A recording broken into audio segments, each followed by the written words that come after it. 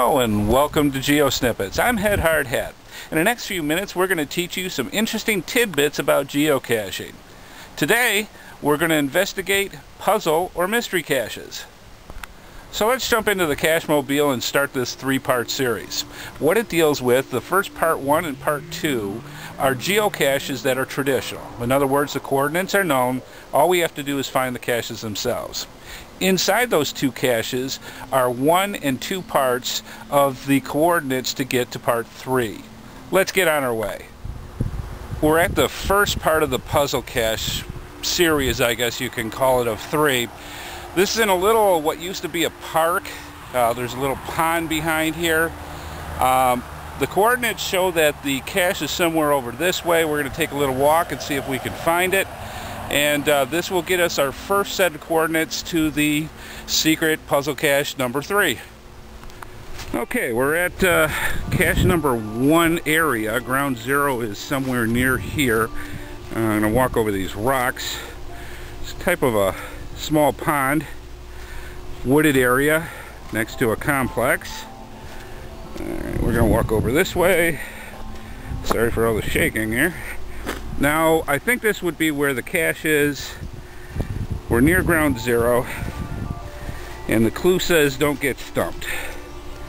So, normally that means it's in a tree or a log. And here we have a stump. Let's look around. Careful of where we put our hands. Let's see. Huh. Oh, a lot of, oh, there it is. There it is. Okay. Here is a geocache. Very cool. Okay, we're on our way. This is part 1. Let's see if we can get those coordinates and move on to part 2. Okay, so what we have here is a travel bug hotel, a small ammo box, and inside of it was the logbook, and in the logbook was the set of coordinates, which are the first half of part 3, cache number 3, which is the puzzle cache. Now, that's the whole reason why they call them puzzle caches. They have no direct coordinates when you try looking them up, and it's up to you to figure out what those coordinates are. This is half number 1. We need to go to cache number 2, get half number 2. Let's move on to there. We're in a parking lot of a local grocery store. This is where part 2 is. This is also known as a skirt hide. What a skirt hide is you have your standard lamppost, and a lot of times at the bottom of the lamppost there's this little apron. Let's take a look inside and I'll show you what I mean by a skirt hide. Okay, so at the base of the lamppost you have this skirt that a lot of times they're screwed down, a lot of times they're not. In this particular case, you lift up the skirt and there is the cache. Now, one little bit of advice that I give you for any time you do skirt caches, I don't care where you live, there's always a chance of some nasty spider living underneath there. Always watch where you stick your fingers before you do. This is a 35mm cache. We're going to open it up inside and get those coordinates for part number 2. Okay, now we have the full set of coordinates. In phase 1, we got coordinates of the first half. In phase 2, now we have the second set of coordinates. With both, we can now find cache number 3. Okay, we're here. We have both sets of coordinates to find the cache. I've got my GPS unit. It's time now to go see what this mystery cache looks like. I can't wait. Okay, for this particular cache, we took this very nice walk down a path, and we will be going into the woods. Let's see where we're at.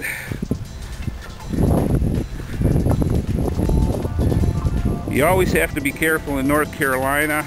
Doesn't matter what time of year it is. Main thing you have to look out for is snakes.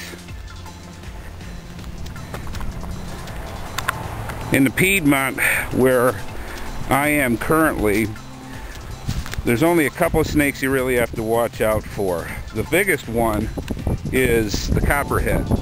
You notice there's a lot of pine needles and leaves because it's fall now. And because of that, they like to camouflage themselves right in with the ground terrain, and it makes them very, very difficult to see. So you always got to be careful where you walk. Now let's see. coordinates show here. There it is. There it is. Okay, folks. Here is our puzzle. This is what we have been waiting for. Looks like it hasn't been touched in a while. According to the logs, it has been quite a while. It's an ammo box. Nicely camouflaged. We're in the woods. So that's what it looks like. This is a puzzle cache. Let's open it up and see what's inside. Okay, so this is what we have. A really nice, well-stocked, medium-sized ammo box. Let's take a look. Inside you have a plethora of different things. Logbook, something called pirate booty. It looks like pirate coins. All sorts of travel bugs. Glasses. Little jewels inside, things for the kids. This is what is known as a well-stocked geocache. What a find. This is what it's all about. This is what people go out for puzzle caches for. Now granted, there are other solutions. Sometimes it's something as simple as a bison tube. But in many cases, if people are going to take the time and the effort to go out and find a puzzle cache or to figure out a puzzle cache, they want to see something that they can use. Okay, so this is something even more unexpected.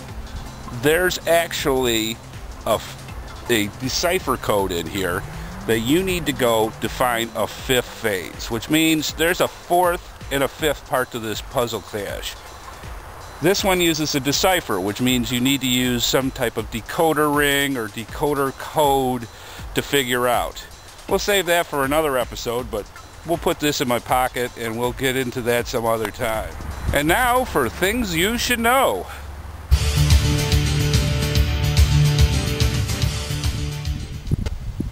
Puzzle caches can come in many forms and sizes. Now, it doesn't necessarily have to be that you don't know where the coordinates are for the puzzle cache to make it a puzzle cache. Sometimes the puzzle cache gives you a problem that you need to solve to get the cache itself. For example, this particular cache here is a PVC pipe that you need to figure out how to get the cache, which is inside the PVC pipe, out. Now, I'm not going to give the secret away to this particular puzzle cache, but the idea is simple. You've got a 2-inch PVC pipe that's sealed at the bottom, strapped to a pole, is about 3 feet off the ground, and the idea is to get the cache out of this pipe. Well, we hope you enjoyed this episode of GeoSnippits. I'm HeadHardHat. We hope to see you back real soon where you'll learn more interesting tidbits about geocaching.